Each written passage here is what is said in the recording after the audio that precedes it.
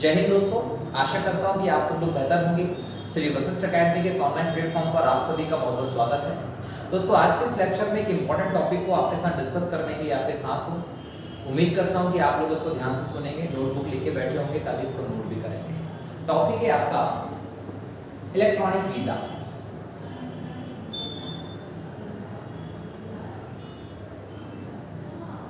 अब ये टॉपिक जो है इसकी हम लोग कंप्लीट स्टडी कैसे करेंगे, इसके कुछ इंपॉर्टेंट मुद्दों को लिखता हूं मैं यहाँ पर आपके सामने। सबसे पहली बात तो कि ये चर्चा में क्यों है, ठीक है। दूसरे नंबर पर हम बात करेंगे कि इसकी आवश्यकता क्यों है। फिर हम बात करेंगे कि जो ई वीजा है, इलेक्ट्रॉनिक वीजा है, ये होता क्या है, ठीक है। उसके बाद फिर हम देखेंगे कि भारत में एजेंसी जो इसके लिए जिम्मेदार होती है, और उसके बाद बात करेंगे कुछ अपवाद की जिन्हें हम ई वीजा की सुविधा नहीं प्रदान करते हैं। सबसे पहले डिस्कस करेंगे कि चर्चा में क्यों रहा। सब लोग जानते हैं कि तालिबान आतंकवादी संगठन है, और इस आतंकवादी संगठन ने अपने आतंकवादी लोगों के साथ मिलकर तालिबान पूरी तरीके से अफगानिस्तान पे कब्जा कर चुका है। और अफगानिस्तान के नागरिक ये भलीभांति जानते हैं कि आतंकवादी संगठन तालिबान जो है वो किस प्रकार से तालिबान जो है वो शासन चलाएगा अफगानिस्तान में। अब अफगानिस्तान का शासन जो चलेगा वो पूरी तरीके से क्रूरता पर आधारित होगा। जानते हैं कि उनकी स्वतंत्रताएं छिन जाएंगी, बंदिशों में रहकर, प्रताड़ित होकर, डर के माहौल में रहते हुए उन्हें अपनी जीवन व्यतीत करना पड़ेगा। ऐसे में वहां के नागरिक जो है वो प्रवास कर रहे हैं एक देश से दूसरे देश में। अब कुछ लोग ऐसे भी हैं जो भारतीय वहां पर हैं, वो भारतीय यहां पर वापस लौटेंगे। अब ऐसे लोग अफगान नागरिक जो भारत आना चाहते हैं, उन्हें भारत आने के लिए जरूरत पड़ेगी वीजा की। लेकिन भारत सरकार ने अफगान नागरिकों के जो वीजा है वो रद्द कर दिए। मतलब भारत सरकार ने वीजा रद्द किए। किसके वीजा रद्द किए दोस्तों? तो याद रखेंगे, अफगान नागरिकों के। तो अफगान नागरिकों के वीजा इन्होंने रद्द कर दिए। अब ऐसे में कोई भी वहां का नागरिक अगर भारत आना चाहता है तो वो वीजा कैसे प्राप्त करेगा? इन परिस्थितियों में भारत सरकार ने उनके लिए ऑनलाइन माध्यम से वीजा देने की सुविधा की है कि ऐसे लोग जो होंगे वो ऑनलाइन माध्यम से वीजा ले पाएंगे। मतलब अब इनके लिए एक ऑनलाइन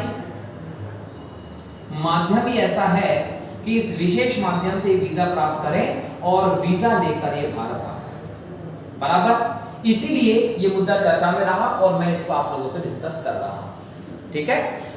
आगे बात करते हैं कि फिर ऐसा करने की भारत सरकार को क्या आवश्यकता थी। तो दोस्तों, आप जानते हैं कि वीजा इतना आसान नहीं होता किसी को भी देना।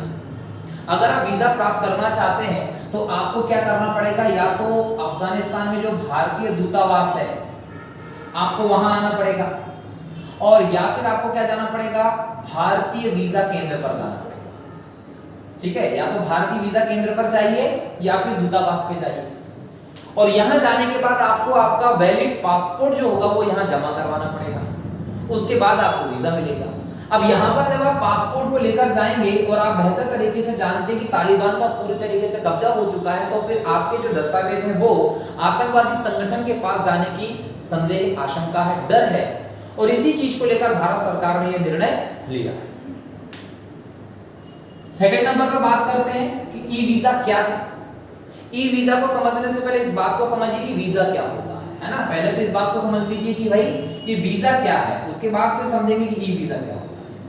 तो वीजा को आप एक दस्तावेज कह सकते हैं, एक कागज कह सकते हैं। ये एक ऐसा कागज या दस्तावेज होता है जो आपको उस समय जरूरी है जब आप किसी देश में प्रवेश पाना चाहते हैं। अगर किसी देश में प्रवेश की अनुमति चाहते हैं तो आपको वीजा चाहिए होगा। बिना वीजा के आप किसी देश में प्रवेश नहीं पा सकते। और ये जो वीजा होता है ये संबंधित देश अपनी शर्तों, अपने कानूनों, अपनी आवश्यकता के हिसाब से निर्धारित करेगा कि किस व्यक्ति को किन आधारों पर वीजा दिया जाए। उसकी जो भी शर्तें होंगी, जो भी कानूनी आधार होंगे, वो अलग अलग होंगे। बात यह है कि सेकंड वर्ल्ड वॉर जब तक नहीं हुआ था तब तक ये व्यवस्थाएं बहुत कम थी। एक देश से दूसरे देश जाना थोड़ा सा आसान होता था। दूसरे विश्व युद्ध के समाप्त होने के बाद ये वीजा संबंधी जो भी कानून है ये बहुत ज्यादा कड़े हो गए।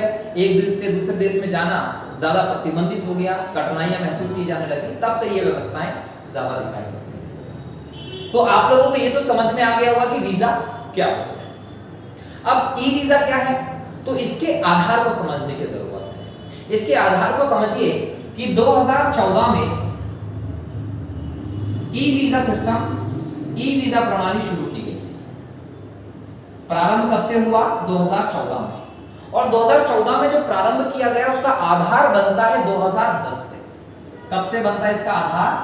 2010 से। 2010 में भारत सरकार ने कुछ चुनिंदा देशों के लिए टूरिस्ट वीजा ऑन अराइवल की व्यवस्था की थी। क्या की व्यवस्था की थी? Tourist visa on arrival. अब टूरिस्ट वीजा ऑन अराइवल की व्यवस्था जो भारत सरकार ने 2010 में कुछ देशों के लिए की थी, वो देश कौन कौन से थे? तो याद रखना, उसमें एक देश है आपका जापान, एक देश है आपका फिनलैंड, एक देश है लग्जमबर्ग, एक देश है आपका सिंगापुर और न्यूजीलैंड। ये देश ऐसे थे जिनके लिए भारत सरकार ने वीजा ऑन अराइवल की व्यवस्था की थी, लेकिन किस आधार पर? टूरिस्ट के आधार पर। अब 2 मिनट में इस बात को समझिए कि ये टूरिस्ट वीजा ऑन अराइवल क्या होता है। तो टूरिस्ट वीजा ऑन अराइवल मतलब ये कि आपको पहले से किसी देश में जाने के पहले से वीजा के लिए जद्दोजहद नहीं करनी पड़ती। पहले ये होता था कि अगर आप किसी देश में घूमने के लिए जाना चाहते हैं, यात्रा पर जाना चाहते हैं, तो आपको वीजा चाहिए होता था और वीजा की बहुत सारी झंझटें होती थी। तो इतनी झंझटों के कारण कई बार ऐसा होता था कि आपका घूमने का प्लान ही कैंसिल हो जाएगा कि भाई क्या घूमने जाए ऐसी परिस्थिति में कि अब कौन इतनी झंझट को पालेगा। सरकारों ने पर्यटन को बढ़ावा देने के लिए तो इस प्रोसेस को इजी कर दिया। भारत को इनमें शामिल है। अब टूरिस्ट लोगों को एक वीजा ऑन अराइवल दे देते हैं, पहले से आप इसके लिए कोई झंझट मत करिए, आप उस देश में पहुंचिए और वहां पहुंचकर भी आप अपने वैलिड पासपोर्ट के आधार पर वीजा प्राप्त कर सकते हैं। तो ये वीजा तत्काल आपको मिलने लगता है वहां पर। तो ये व्यवस्था 2010 में कुछ देशों के लिए भारत ने शुरू की थी और इसी के आधार पर 2014 में ई वीजा प्रारंभ हुआ, तब जब भारत ने जो इलेक्ट्रॉनिक यात्रा प्राधिकरण है, क्या? इलेक्ट्रॉनिक यात्रा प्राधिकरण, ये प्राधिकरण को एस्टैब्लिश किया और इसके अंतर्गत विलय कर दिया गया इस टूरिस्ट वीजा अराइवल को। अब इस व्यवस्था को आपने इसमें विलय कर दिया और इसके परिणाम स्वरूप आता है क्या? E visa programme.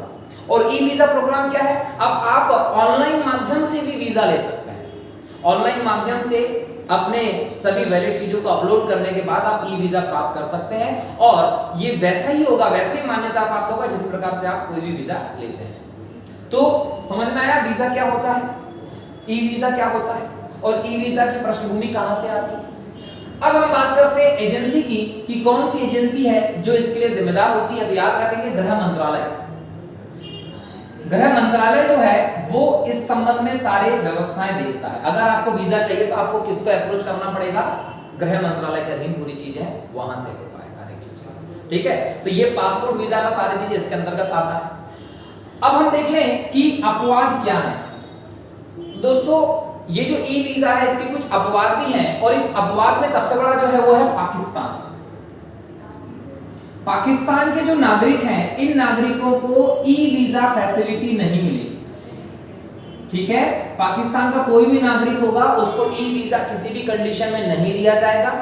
E visa जो है वो पाकिस्तान के नागरिक नहीं ले सकते। अगर उन्हें भारत आना है तो भारत का जो दूतावास है इस्लामाबाद, पाकिस्तान की राजधानी में, वहां उनको जाना पड़ेगा और वहां जाकर उन्हें वीजा की जो पूरी प्रोसेस है वो फॉलो करके वीजा लेना पड़ेगा, उनको नहीं दे सकते। दूसरे नंबर पर जो ऐसे लोग होते हैं, राजनयिक होते हैं, आपके जो राजनयिक लोग होते हैं जो आपके देश में आते हैं, उनके लिए भी ई वीजा का कोई प्रावधान नहीं है। तीसरी बात, ई वीजा जो है वो केवल 5 सेक्टर में ही दिया जा सकता है। कितने? 5 कौन कौन से? अगर कोई पर्यटन के लिए आता है तो देंगे, अगर कोई चिकित्सा के लिए आता है तो देंगे, अगर कोई चिकित्सा परामर्श के लिए आता है तो देंगे, चर्चा के लिए आता है तो, परिचर्चा करना हो चिकित्सा पे तो, ठीक है, इसमें लिख लीजिएगा परिचर्चा। अगर कोई व्यक्ति बोल सकते हैं कि सम्मेलन के लिए आता है तो उसको ई वीजा देंगे, और कोई व्यक्ति व्यवसाय के लिए आता है तो देंगे।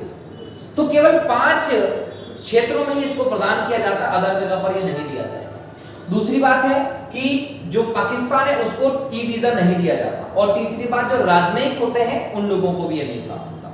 इस प्रकार से हमने इस सिस्टम के सभी इंपॉर्टेंट टॉपिक्स को डिस्कस किया।